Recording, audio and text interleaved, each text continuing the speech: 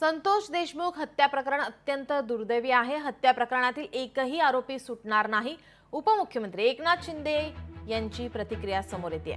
राज्य सरकार कुणालाही पाठीशी घालणार नाही, एकनाथ शिंदे यांनी देशमुख कुटुंबियांना ग्वाही दिली आहे। सरकार कुणालाही पाठीशी घालणार नाही। त्याच्यावर ज्या पद्धतीने निर्गुण हत्या झालेली आहे तशाच प्रकारची कडक कारवाई, फाशी सारखी सजा या गुन्हेगारांना मिळाली पाहिजे।